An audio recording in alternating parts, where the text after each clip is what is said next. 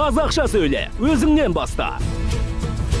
Қазақстан Республикасы президентінің болашақ халықаралық стипендиясы стипендианттарының қауымдастығы.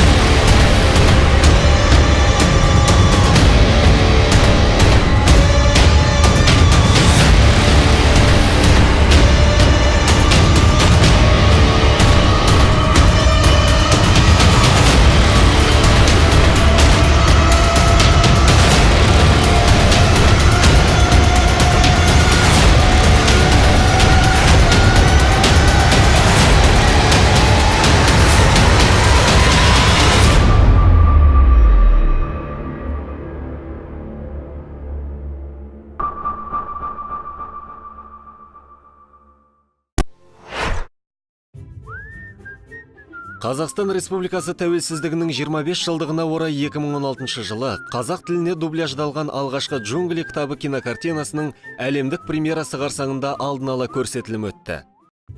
Режиссер Джон Фавроның «Джунгли» кітабы атты жаңа туындысы қазақ тіліне аударылған 14-ші фильм.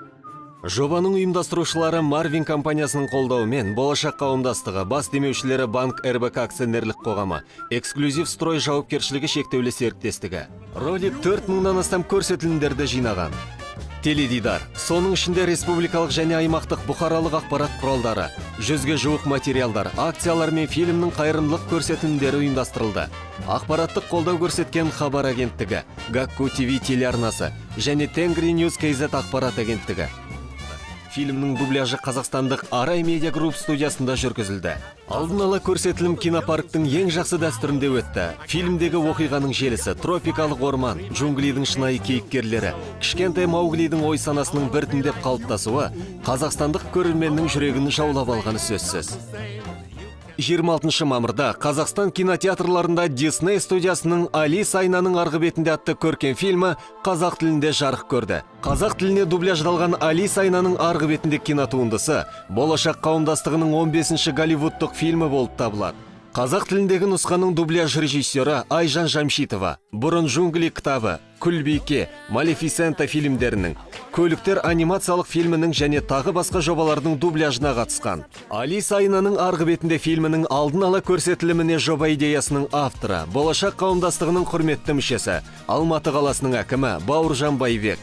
Кинокартинаның алдын ала көрсетілімі Астана және Алматы қалаларында Нұр Отан партиясының, Алматы қаласының әкімшілігінің қолдауымен өтті. Қайран қалып тұрам мен суға қарап, ғажап нені іздеймін, бірақ соны білмеймін.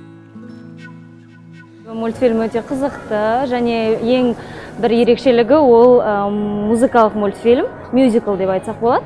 Және ол жерде мен тек қана Муананы дыбыстаған жоқпын, Муанамен бірге ән шырқадым. Disney компаниясының өнімі бірінші рет қазақ елі даласында Муана мультфильмі мюзикл жанрында шығып жатыр.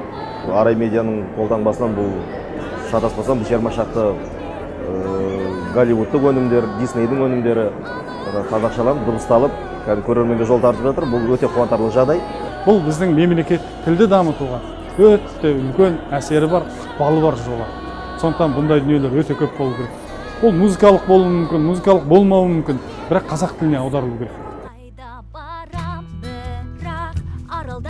кетемін.